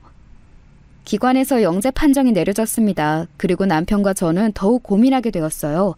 물론 우리 자식이 똑똑하다는 객관적인 평가가 있으니 당연히 기분은 좋았습니다. 하지만 현실적으로 교육에 들어가는 비용이 걱정되더라고요. 그리고 이 얘기가 자연스럽게 시댁 식구들이 모였을 때 나오게 되었어요. 그러자 형님들은 이때부터 저를 티나게 싫어하기 시작했습니다. 어머, 그래? 우리 손녀가 영재야? 텔레비전에서 영재들이 나오는 것을 보기만 했는데 아주 가까이에 영재가 있었네. 심지어 두 번째로 선생님이 말씀하셨다고? 아유, 그걸 왜 이제 얘기해? 너무 기쁘다. 처음에는 나중에 크면서 영재가 아니라는 말이 나올 수도 있으니까 일부러 넘겼어요. 그런데 선생님들이 오히려 지우가 똑똑하다고 하셔서 감사해요. 저랑 남편은 지우가 그냥 건강하기만 바라서 지금 심정은 얼떨떨해요. 앞에서는 아무것도 안 시키는 척하더니 동서 되게 웃기다. 알고 보면 집에서 지우 잠도 안 재고 공부시키는 거 아니야? 우리가 애들 학습지 풀게 할 때 지우는 혼자 인형놀이만 하는 것도 일부러 그런 거지? 네? 전혀 아니에요. 지금도 학원은 남들 다니는 영어학원 하나만 다니고 있어요. 형님도 아시잖아요. 우리 형편 그렇게 좋지 않아요. 이것저것 시키고 싶어도 오히려 못 시키고 있어요. 뒤에서 우리 몰래 좋은 거 시키지 말고 효과 본 거 있으면 우리한테도 얘기하고 그래. 가족인데 숨길 필요 없잖아? 그리고 지우는 확실히 서방님 머리 닮았나 보다. 아우 장난이야. 왜들 그러니? 그만하고 밥이나 먹자. 나는 우리 손주들이 똑똑하고 건강해서 너무 행복해. 자, 이제 공부 얘기는 하지 말고 즐거운 얘기를 하자. 제가 어쩌다 우리 지우가 영재 판정을 받았다고 하니 형님들은 너무 티가 나게 견제하더라고요. 그도 그럴 것이 시댁에 모이면 조카들은 영어 단어를 외우고 수학 학습지를 풀고 심지어 무슨 인터넷 강의까지 보느라 바빴어요. 당연히 표정은 죽상이었고 하기 싫어하는 것이 눈에 보였습니다. 그렇게 불편한 시댁 모임이 끝나고 집에 갔는데 시어머니에게 연락이 왔습니다. 무슨 일인가 싶어 받았더니 시어머니는 조심스럽게 얘기를 꺼내셨어요. 아가, 너희 형님들한테는 비밀이다. 내가 우리 막내 아들만 생각하면 미안해서 그래. 형들 대학 보내고 공부시키느라 늘 뒷전이었거든. 그래서 우리 손녀한테라도 지원해주고 싶은 마음이 들어. 지우 학원비 때문에 걱정이지? 내가 다 내줄게. 그러니까 지우 공부시켜라. 네? 어머님 진심이세요? 그러면 저랑 남편은 너무 감사하죠. 그런데 이렇게 그냥 받아도 될까요? 남편하고 얘기할 때도 계속 지우가 크면서 학원비가 많이 들어갈 텐데 그걸 감당할 수 없을 것 같아 고민이었거든요. 내가 식당을 이렇게 매일 나가는 이유가 뭐겠니? 우리 가족들 행복하게 살길 바라서 그런 거지. 우리 막내가 어려서부터 똑똑했는데 형들에 밀려서 크게 지원 못 해준 게 내 한이란다. 그러니까 너희 형님들한테는 말하지 말고. 알겠지? 어머님 감사합니다. 진짜 이 은혜 절대 잊지 않을게요. 남편하고 얘기하고 다시 연락드릴게요. 너무 감사해요. 어머님은 당신께서 모든 학원비를 내주신다고 하셨어요. 현실적으로 비용이 만만치 않아 남편의 외벌이로는 감당이 어려워서 대출까지 생각하고 있었거든요. 그런데 이렇게 선뜻 먼저 내주신다고 하니까 너무 감사했습니다. 남편에게 어머님이 사교육비를 내주신다고 했다고 하니까 남편도 매우 좋아했어요. 덕분에 딸은 영재들만 다니는 학원에 다니게 되었습니다. 그리고 저는 어머님께 받기만 하는 것이 너무 죄송하더라고요. 평소에도 워낙 잘해주셨는데 이렇게 비용을 지원해주시니 감사하고 죄송했어요. 그래서 어머님 가게에 나가 일손을 돕기 시작했습니다. 아유, 이렇게 안 해줘도 돼. 집에서 편하게 있지. 왜 굳이 나와서 힘들게 그러니? 내가 이런 거 바라고 지원해주는 거 아니잖아. 응? 아가, 집으로 가라. 어머님은 집에서도 며느리들 일하는 거 마음이 안 좋다고 하시고 이렇게 도우러 와도 안 좋다고 하시고 그럼 저는 심심해서 어떡해요? 하나도 힘들지 않아요. 오히려 저는 어머님하고 가까워져서 좋아요. 남의 집 귀한 딸들 힘들게 하는 거 내가 마음이 안 좋아서 그래. 나야 평생을 일하며 살았으니 괜찮지만 굳이 이렇게 안 도와줘서 우리 막내 며느리 마음씨 좋은 건 나도 알아. 어머님, 저도 어머님 돕고 싶어서 그러는 거예요.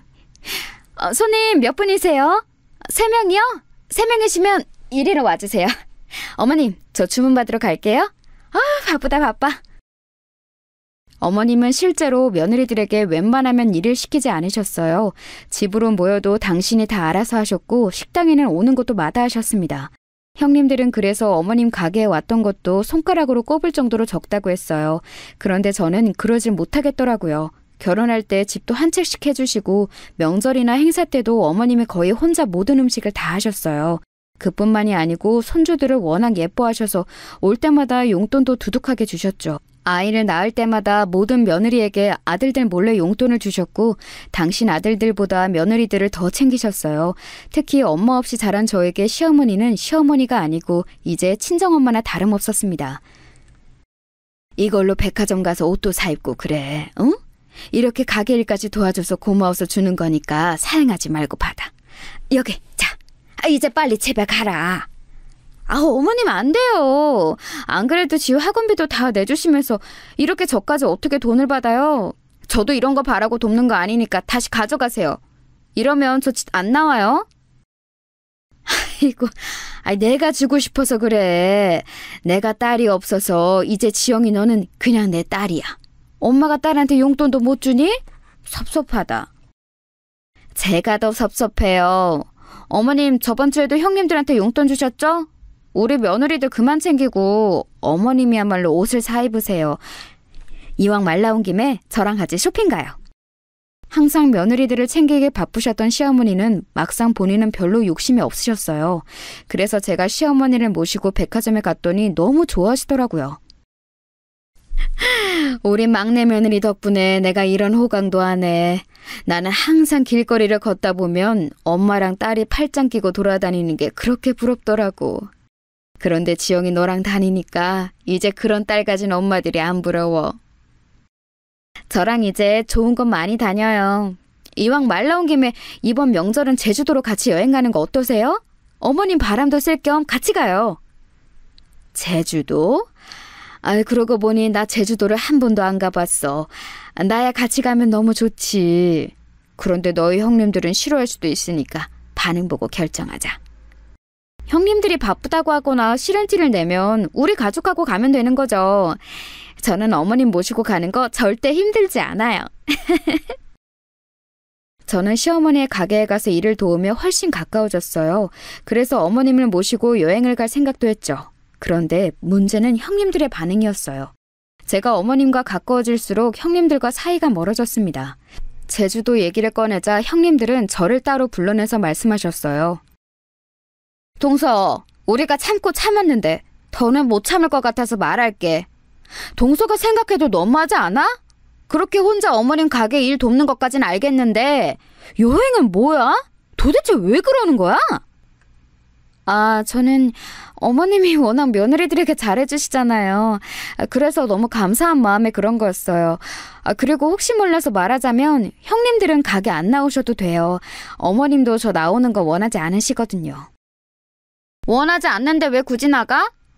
나는 동서가 이해가 안 돼. 그리고 요즘은 결혼하면 다 이 정도 지원은 기본이야. 우리 어머님이 특별히 잘해주는 게 아니라니까? 왜 혼자 나서서 그렇게 오바를 떨어? 내가 이런 말까지 안 하려고 했는데 친정엄마가 없어서 그래? 네?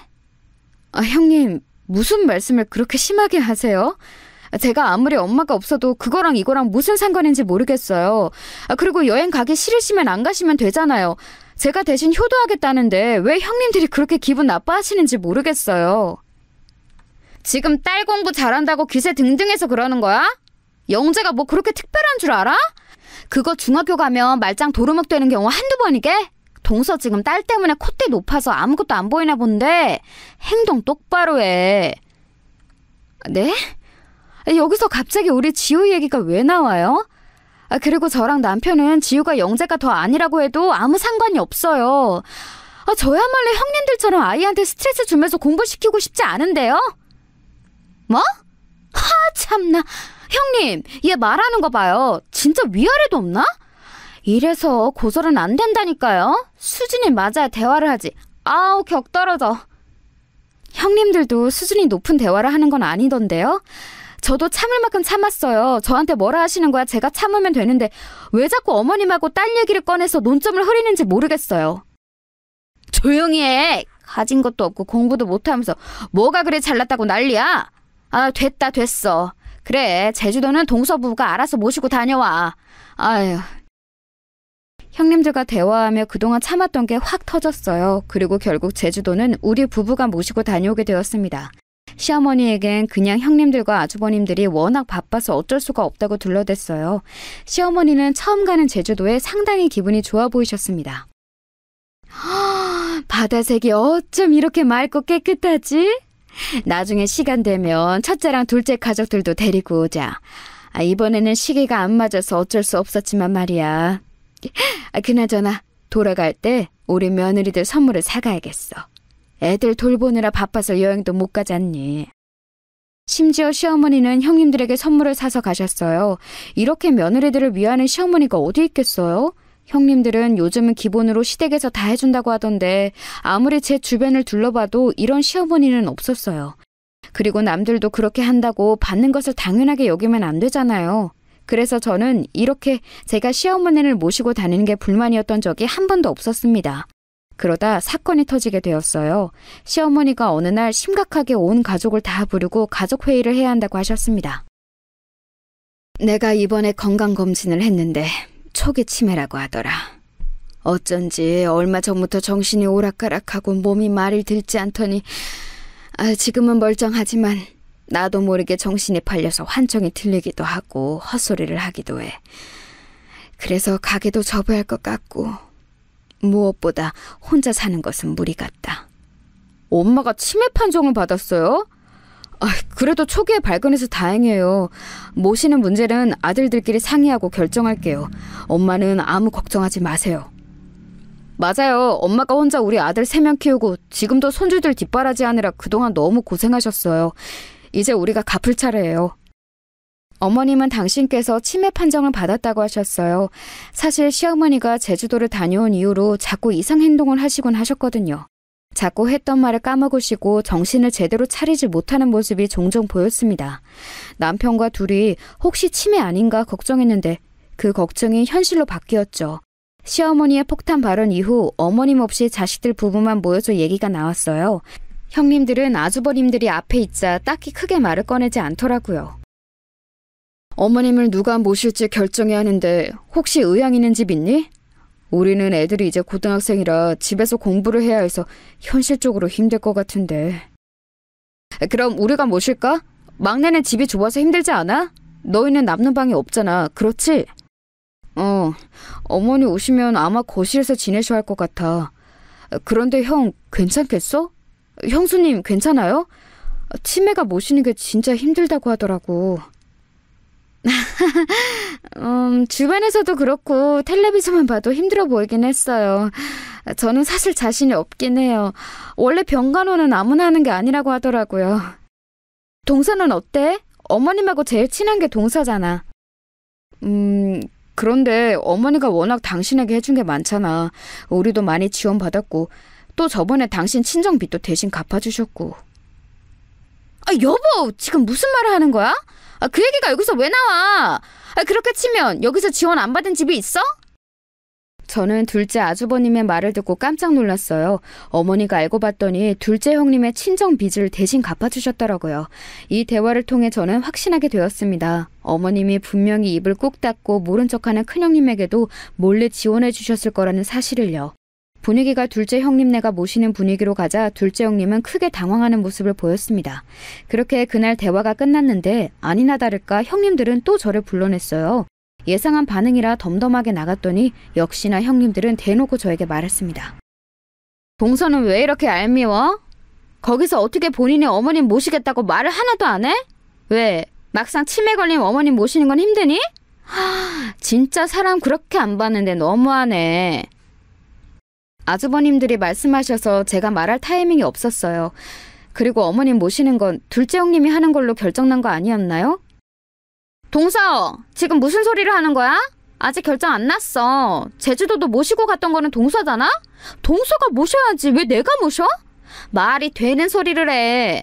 그렇게 평소에 둘이 잘만 다니더니 막상 아프니까 무시하는 거야? 그래. 동서는 어차피 하는 것도 딱히 없잖아. 나랑 둘째 동서는 워낙 바빠서 어머님 모셔도 제대로 못 돌봐. 그러니까 치매 걸린 어머님은 동서가 모셔. 우리는 사실 너무 곱게 자라서 아픈 노인을 돌보는 거 적성에 안 맞아. 뭐라고요? 여기서 곱게 자란 게 왜 나와요? 그리고 형님들은 어머님께 지원을 그렇게 받아놓고 어떻게 이렇게 바로 그러세요? 지금 우리 가르치는 거야? 누가 누굴 가르쳐? 고졸에 몸만 쓸 줄 알아서 하는 거라고는 어머님 가게 가서 돕는 게 전부잖아. 그럼 내가 지금 명문대까지 나왔는데 집에서 치매 노인을 모시라는 거야? 배운 게 없으면 조용히 하란 말이야! 말씀 너무 심하게 하시는 거 아니에요? 어머님이 형님네 친정 빚까지 갚아주셨는데 형님은 어떻게 그러실 수가 있으세요? 그래요. 그럼 제가 어머님 모실게요. 남편한테 말할 테니까 그렇게 하세요. 거의 강제로 어머님을 모시게 된 저는 너무 어이가 없었어요. 평소에 저를 싫어하고 무시하는 것은 이미 알고 있던 사실인데 막상 또 눈앞에서 들으니 속상했습니다. 받을 건 다 받아놓고 치매 걸린 어머님을 무슨 원수처럼 취급하는 모습에 제가 다 서운하더라고요. 저런 모습을 보자 제가 어머님을 도저히 둘째 형님네 집으로 보낼 수가 없었습니다. 너무 대놓고 싫어하는데 어머님이 같이 살면 어떤 취급을 당할지 눈에 보였어요. 그래서 남편에게 제가 모시겠다고 얘기했습니다. 뭐라고? 당신 진짜 괜찮겠어? 엄마는 당신이 모신다고 하면 당연히 좋아하실 거야. 당신은 며느리 중에 제일 살갑게 구는 건 맞잖아. 나는 당신에게 미안해서 먼저 모시자고 못했는데 정말 너무 고맙다. 우리 지우 학원비도 어머님이 내주시잖아. 어차피 가게도 곧 닫으실 거면 나도 하는 일 없으니까 내가 모실게. 나 친정엄마 없어서 외로웠던 거 알지? 어머님은 이제 내 친정엄마잖아. 우리가 모시자. 남편은 제가 어머님을 집에서 모신다고 하니까 고마워했어요. 그런 모습에 저도 내심 뿌듯했습니다. 물론 치매 노인을 집에서 모시는 게 얼마나 힘든지는 저도 알고 있던 사실이에요. 그래서 어머님을 본격적으로 집으로 데려오기 전에 주변에 수소문해서 대비하기 시작했죠. 이왕 모시는 거 제대로 하고 싶었어요. 그리고 드디어 어머님이 우리 집으로 오는 날이 되었습니다. 어머님은 살던 아파트도 처분하고 우리 집으로 들어오셨어요. 표정이 묘한 어머님을 앉혀놓고 저는 준비한 말을 하기 시작했습니다. 어머님, 제가 관공서에 갔더니 치매 노인 활동이 있더라고요. 그래서 그거 알아보고 이미 신청했어요. 저랑 같이 다녀요. 그리고 혹시 몰라서 주변 병원도 몇 개나 알아봤고 또 노인을 위한 놀이활동 이런 것도 많더라고요. 물론 이런 곳 다니는 건 제가 책임지고 돌아다닐 거예요. 혹시 가기 싫으시면 언제든지 말씀하세요. 저는 어머님이 저랑 같이 살면서 무엇보다 마음이 편하셨으면 좋겠어요. 제가 말을 끝내자 어머님의 눈에는 눈물이 맺혀 있었어요. 그리고 말을 잇지 못하는 모습에 저는 일부러 더 말을 하기 시작했습니다. 그런데 너무 놀라운 말을 듣게 되었어요. 저는 너무 놀라서 순간 입만 벌리고 아무 말도 하지 못했습니다. 아직도 그 순간이 기억날 정도로 생생해요. 어머님이 뭐라고 말씀하셨는지 아세요, 여러분? 아가, 지영아, 새아가, 너무 고맙다. 너한테는 내가 면목이 없어. 이렇게 마음씨가 착한 사람이 내 며느리라니. 에이, 우리 어머님 또 왜 이러실까? 저한테 이제 어머님은 친정엄마라고 제가 말했죠? 그러니까 치매 걸렸다고 속상해하지 마세요. 저는 어머님이 벽에 똥칠해도 아무렇지도 않아요. 그동안 저 결혼하고 예뻐해 주셨던 거 알아요. 그거 이제 제가 갚을 차례잖아요. 아가, 놀라지 말고 들어라. 나 치매 아니란다. 그러니까 그런 일은 일어나지 않아. 나는 애초에 치매 판정을 받은 적이 없어. 건강검진에서도 의사가 어쩜 이렇게 건강관리를 잘했냐고 물어볼 정도로 멀쩡했단다. 네? 아니... 진짜 너무 당황스러워서 입만 벌리고 시어머니를 쳐다봤어요. 치매 판정을 받은 사실이 없다는 어머님은 말 그대로 너무 멀쩡해 보이셨습니다. 놀란 저에게 시어머니는 담담하게 말을 꺼내셨어요. 아가, 내가 할 말이 있으니 며느리들과 아들들을 다 불러주겠니? 긴히 할 말이 있단다. 아주 중요한 얘기야.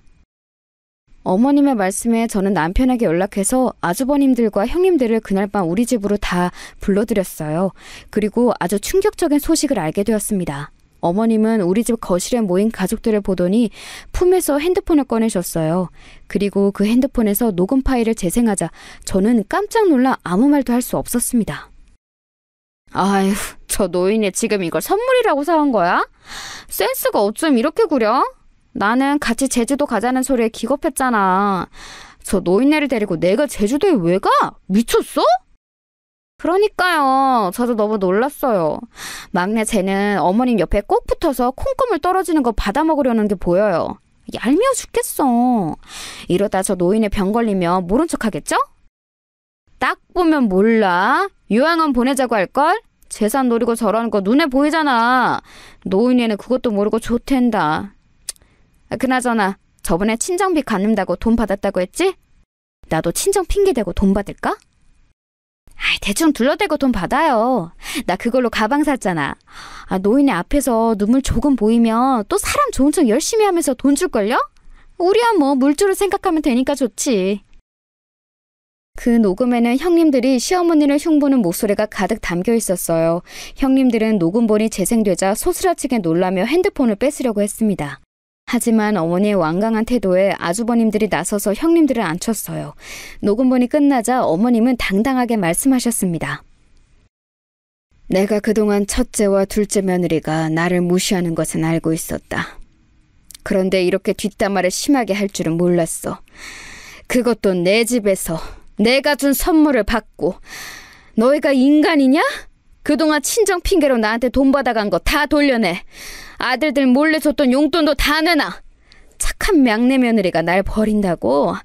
오히려 치매 걸렸다고 동네방네 알아보고 다녔더라. 내가 살던 집 팔고 남은 재산은 모조리 다 막내 부부에게 줄 거니까 그렇게 알아.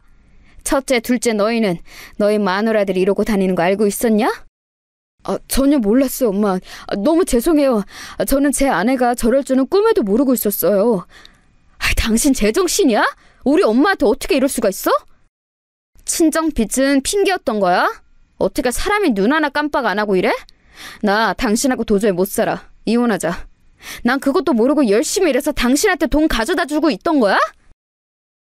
시어머니의 말씀이 끝나자 아주버님들은 크게 화를 내기 시작했어요. 특히 둘째 아주버님은 배신감에 얼굴이 새빨개진 채로 이혼하자고 하셨죠. 형님들은 변명이 통하지 않을 것을 눈치챘는지 무릎을 꿇고 빌기 시작했습니다. 어머니, 제가 죄송해요. 저 잠시 미쳤었나 봐요. 어머님이 그동안 저한테 어떻게 해주셨는지 알아요. 한 번만 용서해 주세요. 제발요, 어머님. 제발요. 여보, 어머님, 저도 죄송해요. 저 말은 다 진심이 아니었어요. 제가 어머니께 어떻게 그러겠어요. 한 번만 봐주세요. 시끄럽다. 너희는 나도 나지만 우리 막내 며느리도 매번 무시했잖니. 너희가 그렇게 무시하는 막내가 오히려 나를 제일 잘 챙겨. 나는 이제 너희 얼굴도 보기 싫으니 그렇게 알아라. 이날 이후 시어머니는 실제로 형님들이 찾아오며 문도 열어주지 않으셨어요. 목소리도 듣기 싫다고 전화도 안 받으셨죠. 어머님이 집을 팔고 얻은 돈과 우리 집을 팔고 남은 돈을 합쳐 우리는 고급 아파트로 이사했어요. 시어머니는 굳이 안 모셔도 된다고 했지만 이미 저한테 친정엄마 같은 시어머니를 어떻게 외면하겠어요? 저는 실제로 우리 어머니가 치매에 걸리셔도 괜찮거든요. 그래서 지금은 시어머니를 제가 모시고 살고 있답니다. 둘째 아주버님은 이혼 소송을 진행 중이고 첫째 아주버님은 별거에 들어가셨어요. 시어머니가 며느리들에게 얼마나 잘해줬는지 수면 위로 드러나니 아주버님들은 시어머니에게 빌고 난리가 아니었답니다. 본인들 아내가 이럴 줄은 몰랐던 거죠. 아가, 내가 네가 좋아하는 된장찌개 끓였어. 빨리 와서 먹어봐. 제육도 먹고 싶다길래 그것도 했다. 또 먹고 싶은 거 없니? 언제든지 말해. 이렇게 자꾸 저한테 잘해주니까 제가 어머니 옆에 껌딱지처럼 들러붙어 있죠. 우리 밥 먹고 산책 가요. 어머님, 다음 주에는 식당 문 닫고 여행 가기로 한 거 잊지 않으셨죠? 내가 그걸 어떻게 했니? 벌써 친구들한테 딸하고 놀러 간다고 자랑도 했어. 아가, 항상 고맙다. 우리 평생 행복하게 살자. 시어머니와 저는 지금 둘도 없는 친구처럼 행복하게 지내고 있어요. 아마 앞으로도 우리끼리 행복하게 잘 살 것 같습니다. 남편도 제가 시어머니랑 친하게 지내니까 오히려 우리 친정 아빠한테 본인이 더 잘하더라고요. 이렇게 잘 지내는 것을 보고 우리 언니도 얼마나 뿌듯해하는지 몰라요. 여기까지가 제가 준비한 사연인데 재밌게 들으셨나요? 저 사건 이후로 더욱 돈독해진 우리 시어머니와 저는 다음 주에는 여행을 둘이 가기로 했어요. 이제 슬슬 짐을 챙겨야겠습니다. 여러분, 제 사연 들어주셔서 감사합니다. 그럼 이만 마치겠습니다.